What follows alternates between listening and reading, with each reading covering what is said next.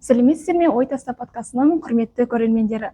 Подкастты жүргізетін мен Арал Моралбек, және де бүгінгі подкастымыздың қонағы Жастар театрының актері, режиссері Шыңғыс Жақыпбаев. Подкастымызға қош келдіңіз. Қош көрдік. Ой таста подкастының негізгі мақсаты бұл қазақ тілі контентті дамыту және әртүрлі сала мамандарынан сұхбат алып отырып, жастарға зерделі ой тастайтын подкаст жобасын жүргізу.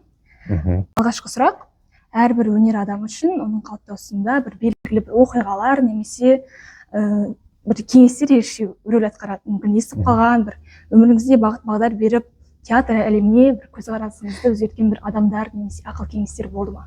Енді мен өзім әке шешем өнерлі адам болғаннан кейін, енді бүкіл өнер адамдары әке шешелерге де өнерлі адам болса, ол міндетті түрде өнер жолында жүреді, бірге жүреді.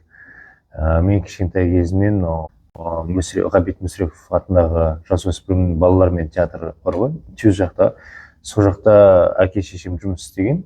Әкем режиссер, шешем жаңағы актриса. Күнде сол театрға баратын, кішкентай кезінен бастап. Сол өнер жолында солай өстім деп айтсам да болады. Бірақ өнерлі болам деп ойламаппын. Актерскийға түсем деп ойлаған жоқпын. Жаңағы кішкентай кезінен бастап бір спектакльдерді ойнадым. Кішкентай балаларға арналған спектакльдер болды. Ояқта күшік болып ойнағам. Грим салынған, бірақ ол кезде де ойламаған едім негізі бір актер болған ба деп. Негізі жалпы өзім футболды қатты жақсы көремін. Мүмкін футболға баратын шығармын деген ой болды. Ең кішкентай кезде арман көп қой. Президент те болам деген де ой болды балалық шақпен. Енді уақыт өте келе, жаңағы кішкентай кезде Нұрған Жақпайдың, біздің ағайымыздың, мен әкем жаңағы нені қойған, Сұлу мен суретшіні қойды Мүсірепов театрында. Мүсірепов деп ме, Әуезов театрында, кешіңіздер. Әуезов театрында Сұлу мен суретшіні қойды, ойнаған Назгүл Қарабалин мен Дулға Ақмолда. Сол кісілердің спектаклін көріп, мен ғашық болғам. Сол кезде бірінші рет мен толықтай кішкентай кезімнен спектакль көрдім десе де болады. Өте қатты ұнады, мен ғашық болдым өнерге. Одан кейінгі екінші септігін тиген жаңағы алғашқы танго. Ол енді Чус театрында қойылды. Ол жерде ойнайтын жаңағы Шынар апай мен Ержан Жалқасын. Сол кезде мен де тағы да ғашық болып, содан кейін барып менде жаңа өнер жолына деген бір махаббат ашылды десе де болады, театр жолына деген. Сөйтіп жүріп енді театрға, жаңағы колледжға түскем. Жүргенов атындағы колледжға, Алматы қаласындағы. Сол жаққа түстім. Түскен бойда да әкем қарсы болды. Негізі не қыласың өнер жолын, ауыр жол түспе деп мамам қарсылық білдірген жоқ. Өйткені баланы таңдау өзі. Сөйтіп колледжға түсіп, осылай өнер жолымен жүріп, театрдамын, Аллаға шүкір. Жауыңызға рахмет. Сіздің алғашқы режиссерлік жұмысыңыз Шырақ қойылымы екен. Бұл қойылымды сахнаға алып шығу идеясы қайдан келді? Енді алғашқы жұмыс болғандықтан қандай бір қиындықтармен бетпе-бет келдіңіз? Енді мен режиссер боламын деген ойда да тоже болған жоқ. Актер сияқты.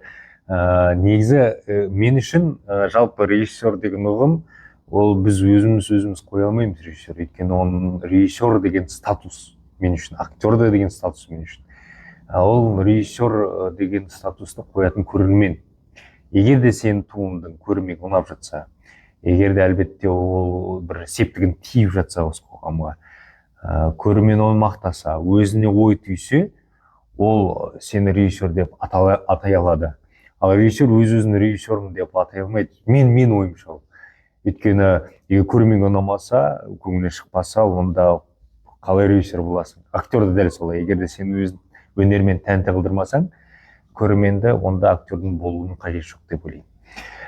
Жаңағы Шырақ деген қойылым, мен үйде отырып, карантиннің алдында жаңағы бөлмеде отырған кезде нені кешке таман бір тартпан, бөлмедегі қасында тартпа бар, сол тартпаны ашып басым, Шырақ жанған түн деген пьеса жатыр екен, Нұрлан ағамыздың.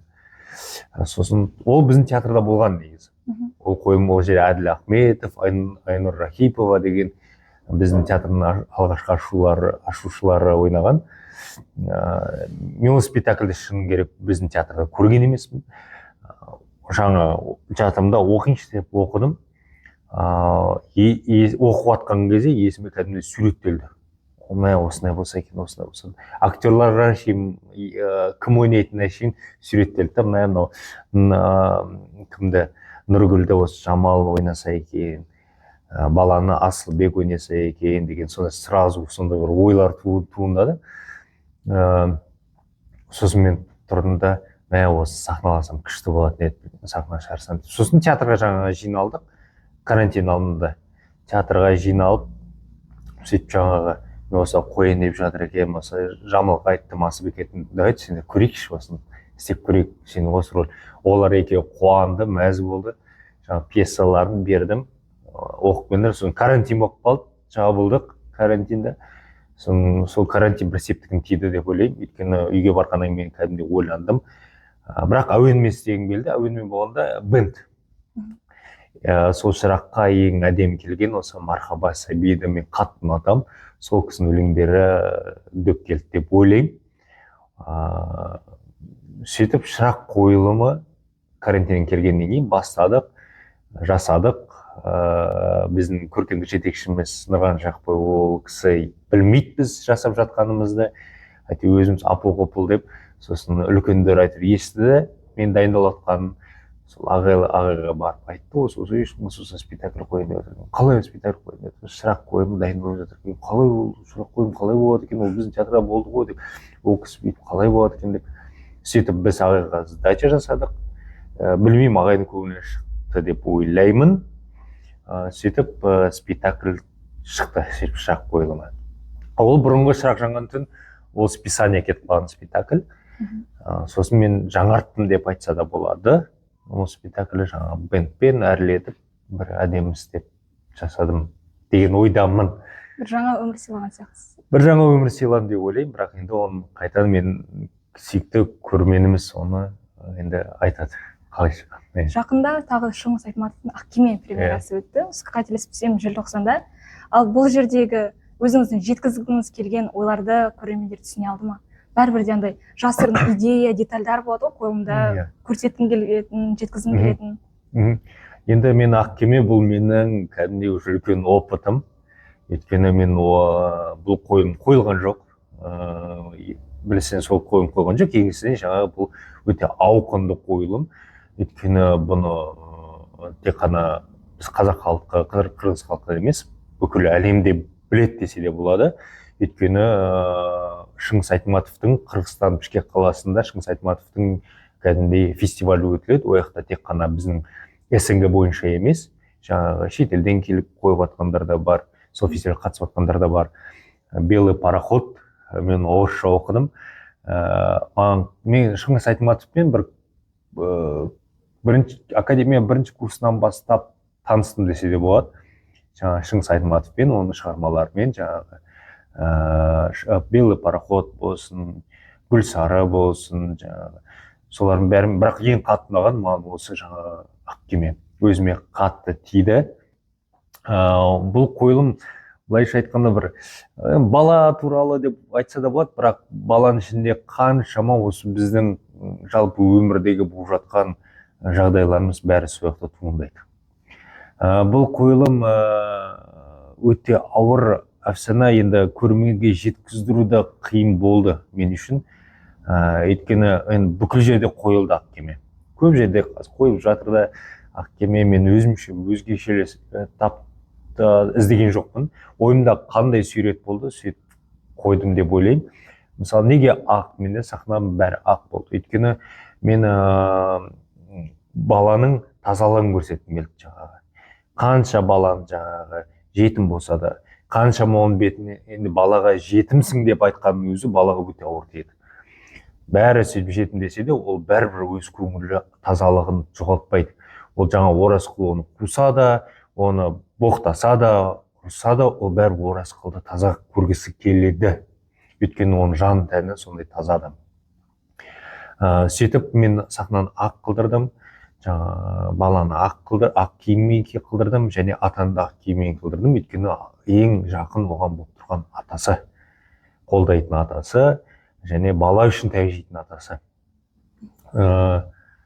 бұл жерге де мен жаңағы бенд қостым десе болады. Мен классика вариантын қосқым келді. Ол классикаға жаңағы сол ақ бәрі әдемі келгенмен, жаңа оған бір инструмент, бір классикаға тәнті болса екен деп ойым болды. Жаңағы мен бұл жаққа нені қостым? Виолончель. Виолончель ол бәрібір де нені береді, классиканың атмосферасын береді. Және де қырғызша өлеңдер қостым. Жаңағы живой әндер, кәдімгідей живой исполнение айтылатын әндер. Осылай ақ кеме туындады. Жауыңызға рахмет. Келесі сұрақ, бұл театр, ол символикаға толы өнер ғой. Өзіңіз айтып отырсыз, кітапты оқығаннан кейін соны бір жаңа өмір сыйладым деп. Тағы бір қызықты сұрақ, осы кітапты оқып қойылымды көрген дұрыс па, әлде қойылымды көріп кітапты оқыған дұрыс па? Мысалы, Гауһар Тас шықты ғой, танымал болды, бәрі жер аншлаг болды. Мен сол кезде көре алмадым, бірақ мен кітаптан оқыдым соны. Кейбір туындыларды біз қойылымды көріп, оны кітаптан басқандай тұрғыдан басқа да ойларын көргіміз келеді. Қайсы дұрыс ойлайсыз? Енді әр адам әртүрлі. Біреу мысалы кітабы оқып бір спектакльге барса, спектакль көңілінен шықпайды. Кейбіреулерге басқаша, мысалы кітапты оқып әсерленіп спектакль көргеніңіз екі есе әсерленеді. Ол енді мен ойлаймын, жалпы режиссердің мойнында деп ойлаймын. Өйткені кітап сен оқыған кезде кәдімгідей әсерлетеді. Енді бүкіл кітап деп айта алмаймын, бірақ әсерлі кітаптар өте көп бізде. Мысалы, кей кезде оқып отырып өзіне жылап қаласың ішіндегі неге события, ситуацияға жаңағы. Ал спектакль ол живой организм. Кәдімгідей сен бір сағаттық өмір көресің. Егер де өмір көрсете алсаң, және режиссер оны аша білсе, онда әрине театрдан көрген дұрыс негізі деп ойлаймын. Шыны өмір. Өйткені кітап жақсы, бірақ бәрібір былайша айтқанда действие қызығырақ та. Өйткені сен көресің да оны, кәдімгідей қалай актер онымен арпалысады, қалай ол қойылыммен ішкі жан дүниесімен беріледі, қалай оны жеткіздіре біледі. Соның бәрін әрине көрген жақсы ғой. Бірақ егер де оны көрсете алса, тағы да айтсам, оны режиссер аша білсе, театрға келіп көрген дұрыс қой деп ойлаймын өз басым. Егер де оны көрсете білмесе, одан да әрине кітапты оқыған дұрыс шығар деп ойлайсың. Жауабыңызға рахмет. Осы сіз жастар театрында жұмыс істеп жүргеніңіз көптеген жылдар болды, шыңдалып жүрсіз. Өте тағы да менің бір сұрағым, театр сахнасында өзінің кәсіби деңгейде қалыптасуда жас актерларға қандай кеңес бересіз? Мысалы, бір оқиғамен бөлісе кетсеңіз, қандай бір қиындықтан өтесін, оған қарсы тұра білу керек. Мысалы, бір оқиғаларда, бір кезеңде қарсы тұрмасаң, мысалы, құлап кетесің.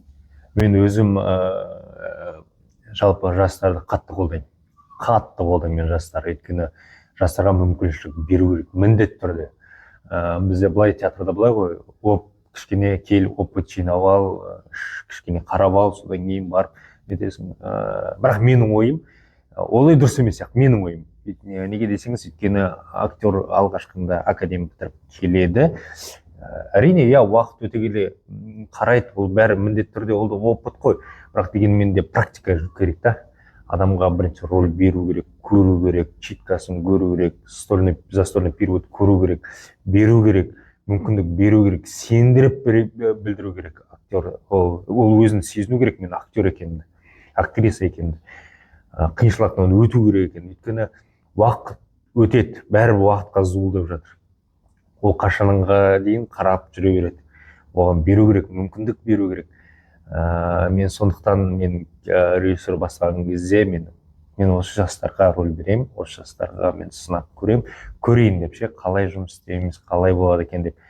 Маған ұнайды, қатты ұнайды, сондықтан мен жастарды қатты қолдаймын. Мүмкіншілік беру керек жастарға. Бірақ жастар оны сезіне білу керек, саған беріп жатқанына ол үлкен ответственность екен. Өйткені театр ол осал зат емес деп қарай салатын. Өйткені сахна киелі, бір дұрыс қарамасаң, сахна сен теуіп жүруі мүмкін. Жаңа жастарға кеңес беретіні әртүрлі режиссер болады. Біреулер жай болады, біреулер андай сабырлы болады, біреулер деп жүрген ойын намысына тиіп жүретін болады. Соның бәрін төзе білу керек. Өйткені режиссер әртүрлі. Біздің мысалы ағайдың ойын бірден оқу керексің.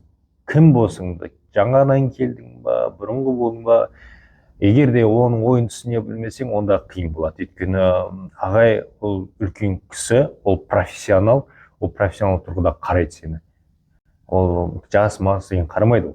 Ол профессионал ретінде көреді. Сен профессионал келдің, болды академия бітірдің, сен профессионалсың, болды сен театрда жұмыс істеп жүрсің. Көрермен саған ертең айтпайды, мына академия жаңадан келді ғой деп айтпайды. Ол актриса, актерді көргісі келеді. Сондықтан бірден оқуға тырысу керек. Бірден оқыну үшін әрине ол работа актера над собой деген бар ғой.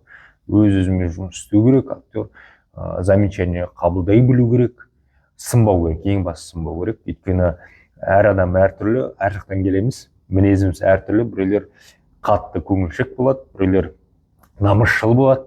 Ондай сөздерге әрине намыс дейді, бірақ өз-өзін жеп шыңдап шығаратындар бар, біреулер оған сынатындар да бар. Сол үшін сынбау керек, алға ұмтылу керек. Бәрі де болады деп өзіне ой салу керек. Менде бәрі шығады, бәрі болады деп өзіне үміт сыйлау керек адам. Осылай. Жауабыңызға рахмет. Маған негізі осы театр қатты ұнайды. Театрда мысалы боларынан болатыны қызық дейді ғой. Бір оқиға мүмкін театрда қойылымда барлығы шынайы болады. Мысалы сөздердің бәрін жаттап тұрсам да кейде ұмытып қалатын кездер болады. Сол кезде тығырықтан шыға алу керек. Бір сондай бір оқиғамен, бір үйреткен, тағы бір деңгейге көтеруге әсер еткен бір оқиғамен бөлісе кетсеңіз. Енді актер басынан не өтпейді.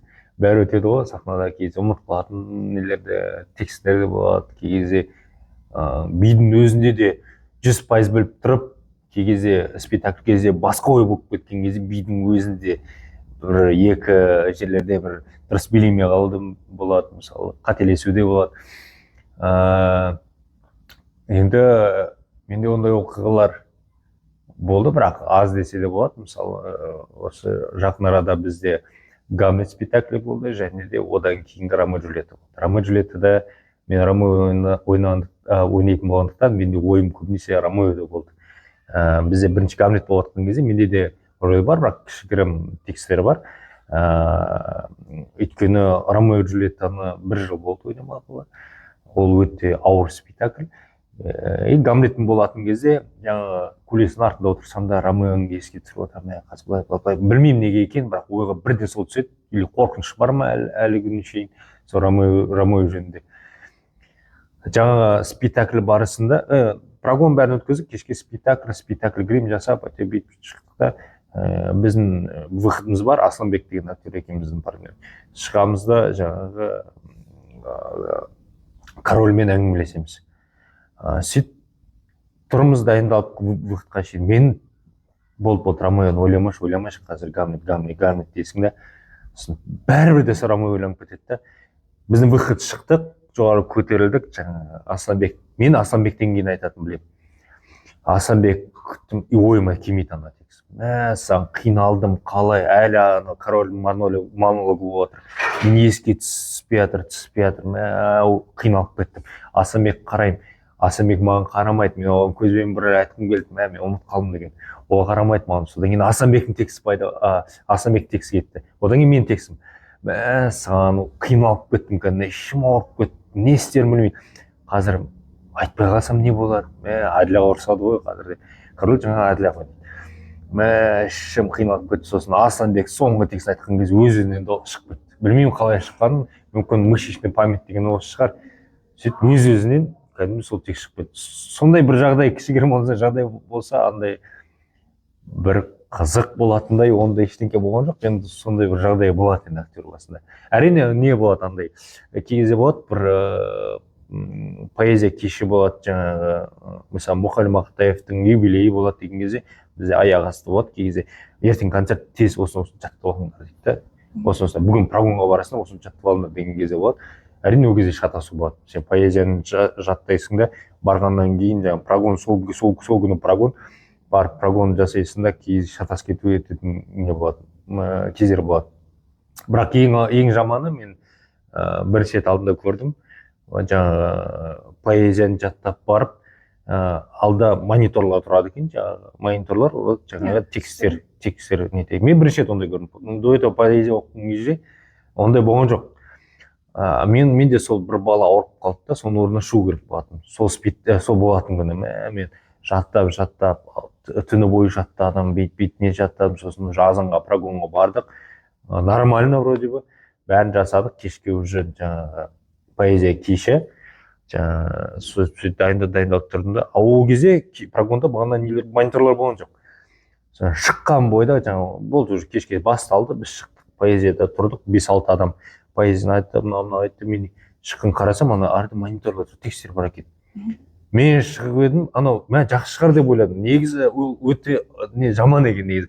Сол ойым бүкіл сонда болады екен. Негізі біліп тұрмын поэзияны.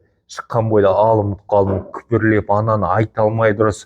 Өйткені анау ойым анада болып қалды да, соны былай болып кетті. Екі ой болып қалды да. Дұрыс оқи алмадым, енді өкінішке орай қателесулер болды.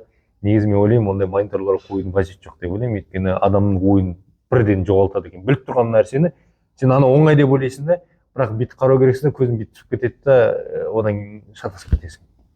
Жауыңыз рахмет. Осы актер ретінде, режиссер ретінде сіздің осы басты қағидаларыңыз қандай ұстанымды қолданасыз өз жұмысыңызда, қойылым жасауда, мысалы, кейіпкердің рөліне ену кезінде?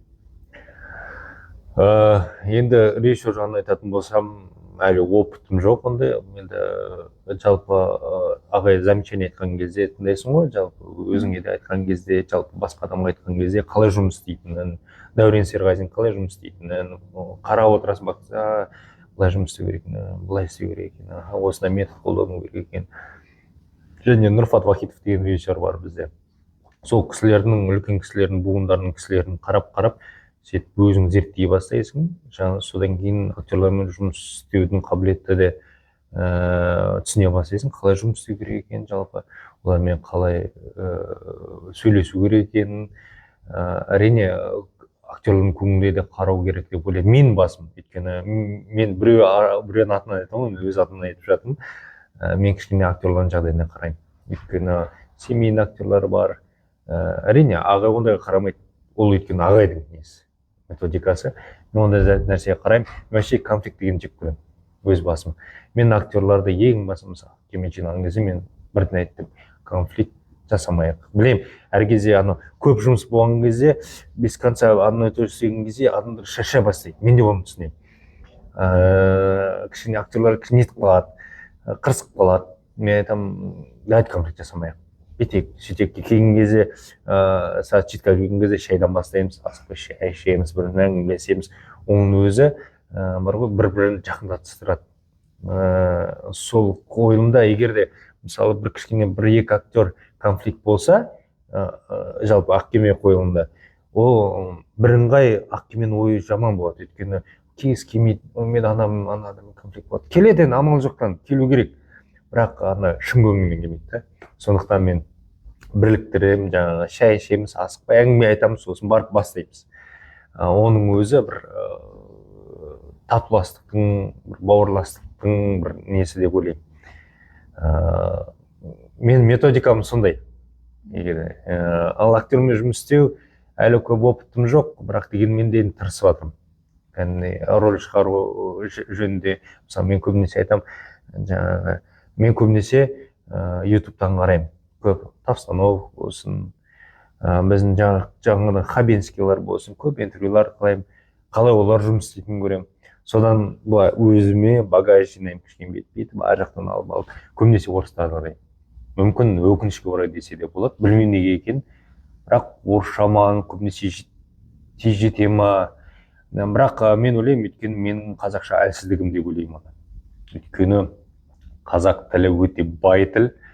Былай біз қазіргі жастар тілімен былай сөйлеп жүрміз ғой, негізі қазақ тілі өте бай. Әдебиет, мысалы, Абай жолын біз оқыған кезде қазақша неге түсінбейміз, өйткені біздің дәрежеміз оған жетпейді. Өйткені оның байлығы соншалықты, сен оған не жетпейді, әлің жетпейді, жаңа ой өрісің жетпейді оған. Өкінішке орай солай негізі. Неге біз орысшаға, өйткені орысша көбінесе былай проще жазғанда, өйткені тілдері сондай. Ал егер де қазақ тілін меңгерсек, өте мықты қару қазақ тілі деген. Мен неге соны айтатынмын, мен өзім кей кезде жек көремін. Неге екенін білмеймін, өйткені сол қазақ тілін дұрыс меңгермегендіктен. Сол үшін маған орысша жаңағы көбінесе тез жетеді, тез қалыптасады. Сол үшін мен орысша кітапты көп оқимын, жаңағы орыстардың көп подкасттарын көремін. Бұл жөнінде енді мен бір мысалы роль берілсе, маған роль главный болса да, бәрі маған второстепенный болады. Маған эпизод болса да, мен оған кәдімгі дайындаламын. Өз басым бір образ жасағым келеді, кәдімгі зерттеймін, бұл қандай персонаж екенін. Масса болса да ішінде де мынандай персонаж болуы мүмкін ғой деген массаның арасында деп. Сөйтіп жаңағы образдарды іздеймін. Кей кезде интернеттен де іздейсің ғой, кей кезде өзің воображение арқылы табасың. Мен андай бір персонаж көрдім ғой, мен осыған келеді екен, осыны жасау болады екен деп өзім сөйтіп өзім жасап аламын. Сосын жаңағы дайындық кезде өзім соны көрсетемін, режиссер құптаса құптайды, құптамаса онда тағы да зерттейсің. Менің методикам сондай. Жауабыңызға рахмет. Біз енді жастар театрындағы мысалы актер, актрисаның көзқарасының бойынша айтып отырмыз ғой. Ал енді көрермен көзқарасынан айтсақ, қазіргі көрермен қалай қалыптасып жатыр? Мысалы театр этикетін сақтау керек. Мысалы келген кезде өзінде мысалы жетте барлық көңіл жетте болады ғой. Бәрі жұмыстан кейін бір рухани азық үшін келеді. Қалай қоғам қалыптасып жатыр? Театрға деген адамдардың көзқарасы өзгеріп жатыр деп ойлайсыз ба? Өзгеріп жатыр. Бұрыннан қарағанда қазір көрермен өте көп. Жалпы театр көретін көрермен Астанада өте көп. Алматыда ол енді ояқта міндетті түрде көп болады, өйткені бұрыннан театр қалыптасқан, ояқта өзінің көрермендер бар. Қазір Астанада кәдімгідей жас көрермендер өте көбейе бастады. Өте қуантатын жағдай. Жаңағы біз енді бұрында 7-ден кешіп келсе де кіргізе беретін театр, қазір өзіміз заң шығардық, жоқ олай болмайды. 7-де болса 7-де басталу керек. Болды, есіктер жабылады. Әрине басында қиын болды ол жағдай. Өйткені көрермен ашуланды да, интернетке де жазды да, жаңағы есікті қаққан ұрғандар да болды. Біреулер жүгіріп барып, анау столовыйдың есігін несін ашып, жаңағы телевизорын ашып кіргендер де болды. Олай дұрыс емес деп ойлаймын. Өйткені өз-өзімізді сол жаққа тәрбиелеу керек. Өйткені ресейде қарасаң, 7-де басталады. Олар 6-да келеді, асықпай әңгімелеседі, өздері отырады, жаңағы обсуждать етеді, сосын барып жаңа спектакльге келеді. Қазір шүкір 7-де басталады, қалыптасты. Солай көрермен сағат 6-да келетін болды, 5:30-да келіп отыратындар да болды. Ол өте қуантатын жағдай, өйткені біз тәрбиелей алады екенбіз негізі қоғамда. Енді жаңағы киім үлгісі деп айтсақ, өйткені киім үлгісі қалай болса да солай театрға келуге болмайды негізі. Мен ойымша негізі міндетті түрде классикамен келу керек деп ойлаймын міндетті түрде. Мысалы операға барып қарасаң, сен егер де жай киіммен барсаң, кей кезде қысыласың.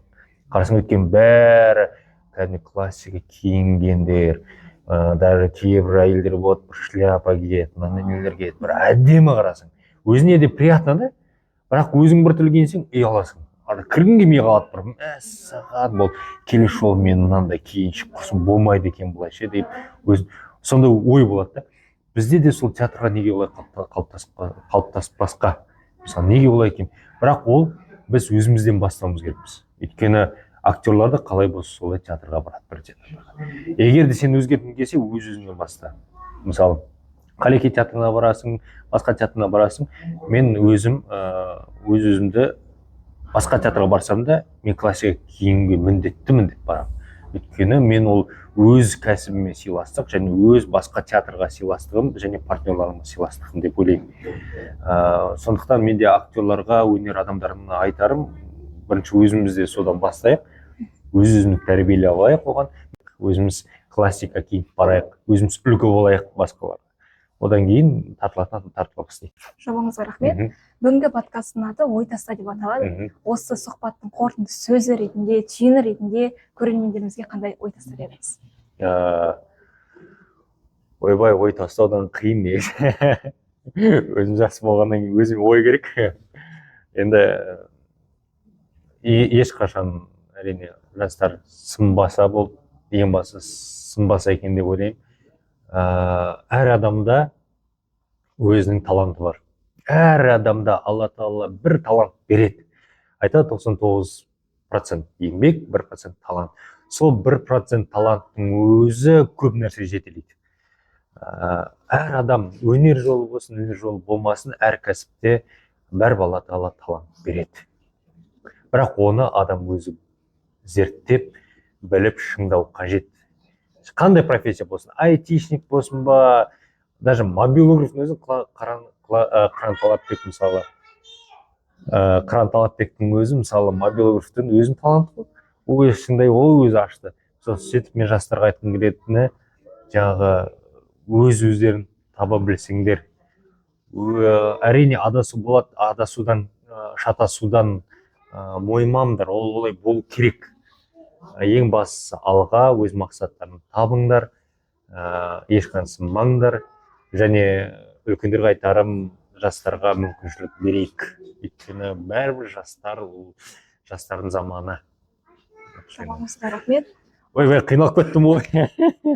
Өте ауыр шығысы, ой таста дегенше, ой. Өте ауыр негізі. Уақыт бөліп бүгінгі подкастымыздың қонағы болғаныңыз үшін алғысымды білдіремін. Тыңдармандарымыз өздеріне зерделі ой түйді деген ойдамын. Алып қосар ойларыңыз болса, бөлісе кетіңіздер. Келесі кездескенше аман сау болыңыздар. Рахмет. Көп рахмет.